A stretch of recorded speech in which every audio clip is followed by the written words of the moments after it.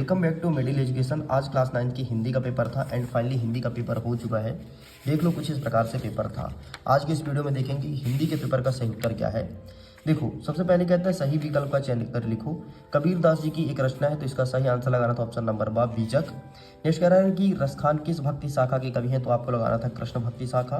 Next कह रहा है कि कामयानी है, तो कामयानी आपका एक महाकाव्य है।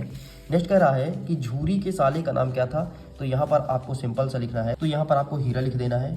दो वर्णों के मेल से होने वाले परिवर्तन को क्या कहते हैं, तो यहाँ पर आपको सिंपल सा संधि कर देना है।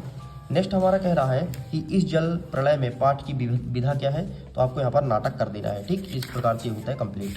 आगे बढ़ते हैं। प्रश्न क्रमांक 2 कह रहा है कि ललब्ध सांसों की कच्चे धागे की आत्मा रूपी डैश खींची, तो यहाँ पर नाव हो जाएगा।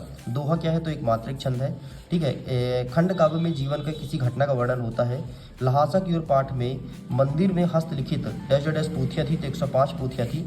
जैसे कह रहा है कि सामासिक पद शब्द या पद को अलग होना क्या कहलाता है, तो इसे कहते हैं समास विग्रह। एंड जो नाना साहब पक्के क्या थे, तो पक्के साहब माने जाते थे, तो यहाँ पर साहब आपको लिखना है। आगे बढ़ते हैं। सत्य सत्य देखते हैं।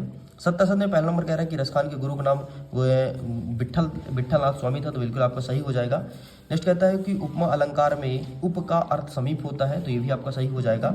नेक्स्ट कहता है कि श्यामाचरण दुबे का जन्म उत्तर प्रदेश के बनारस में हुआ था, तो यहाँ पर आपको असत्य कर देना है। नेक्स्ट कह रहा है कि सलीम अली की उम्र को सती तक पहुंचने में थोड़ी दिन ही बचे थे, तो यहाँ पर आपको सही कर देना है। नेक्स्ट कहता है कि उपहास शब्द में उप शब्द उपसर्ग है, तो यहाँ पर आपको सही कर देना है। यहाँ पे लिखा है परती का अर्थ जमीन है जो बोई जाती नहीं है, तो यहाँ पर आपको गलत हो जाएगा। इस प्रकार से भी कंप्लीट होता है। आइए देखते हैं फटाफट सही जोड़ी।